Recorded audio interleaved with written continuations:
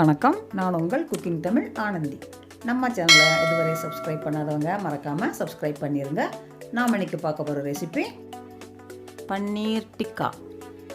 நம்ம இதை தோசை தவாலாம் செய்கிறது எப்படின்னு பார்க்கலாம் வாங்க. தேவையான பொருட்கள்: தக்காளி, குடைமிளகாய், பன்னீர், பெரிய வெங்காயம், தயிர். மசாலாக்கள்: மிளகாய்த்தூள், மிளகுத்தூள், கரம் மசாலா, மஞ்சள் தூள், உப்பு. ஒரு பவுல் எடுத்துக்கிறேன்.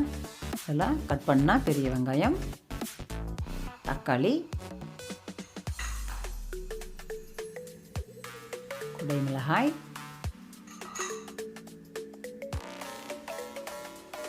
பன்னீர் துண்டுகள்.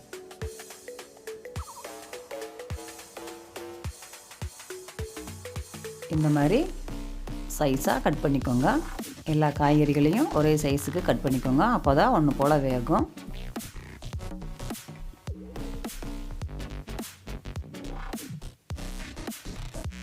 கால் டீஸ்பூனுக்கு மஞ்சள் தூள், மிளகாய் தூள் 2 சின்ன டீஸ்பூன், மிளகுத்தூள் 2 spoon, garam masala 3/4 spoon, salt தேவையான அளவு. இப்போது ஒரு வடைசட்டியை சூடாக்கி நல்லா 1 ஸ்பூனுக்கு பட்டர் விட்டுக்கிறேன்.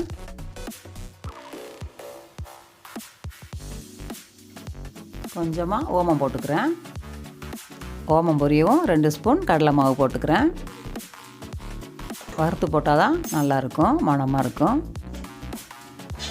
நல்லா பச்சை வாசம் போகிற வரைக்கும் வறுத்துக்கிறேன். கொஞ்சமாக நெய் விட்டுக்கிறேன். இதுலேயே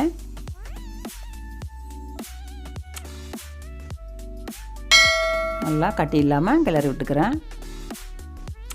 இந்த கலவையாக பன்னீர் துண்டுகள் இருக்கிற அந்த பவுலில் ஊற்றிக்கிறேன்.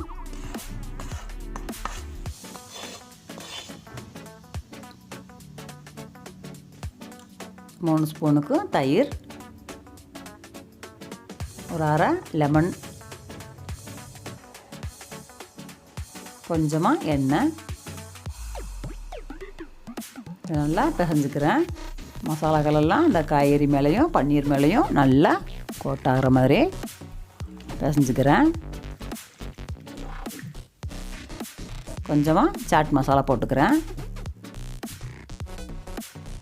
இதை நல்லா கலக்கி விட்டுக்கிட்டு, ஃப்ரெஷ் பன்னீர் அப்படின்னா நம்ம உடனே ப்ரிப்பேர் பண்ணிக்கலாம்.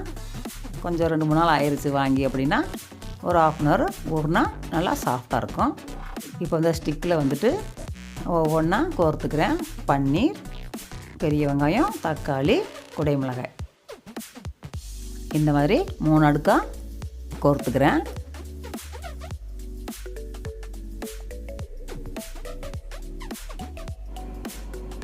இப்போது ஒரு தவாவில் எண்ணெய் தடவிட்டு அந்த கோர்த்து வச்சுருக்கோம் இல்லையா, அந்த ஸ்டிக்குகளை வரிசையாக தவா மேலே வைக்கிறேன்.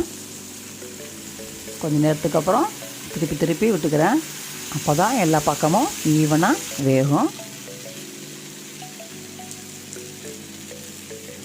இப்போது யம்மி ஸ்பைசி பன்னீர் டிக்கா தயார்.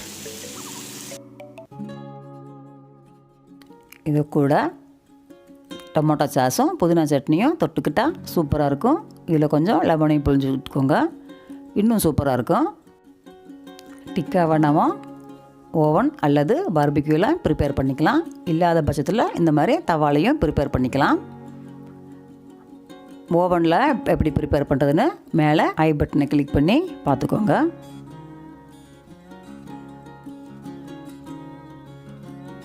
இந்த வீடியோ உங்களுக்கு பிடிச்சிருந்தா லைக் பண்ணுங்கள். நீங்களும் இந்த மாதிரி ட்ரை பண்ணி சாப்பிட்டு பார்த்துட்டு கமெண்ட் பண்ணுங்கள், ஷேர் பண்ணுங்கள். நம்ம சேனலை இதுவரை சப்ஸ்கிரைப் பண்ணாதவங்க மறக்காமல் சப்ஸ்கிரைப் பண்ணிடுங்க. அதோட பெல் ஐக்கானையும் கிளிக் பண்ணிடுங்க. மீண்டும் ஒரு புதிய ரெசிபியுடன் உங்கள் குக்கிங் தமிழ் ஆனந்தி. நன்றி, வணக்கம்.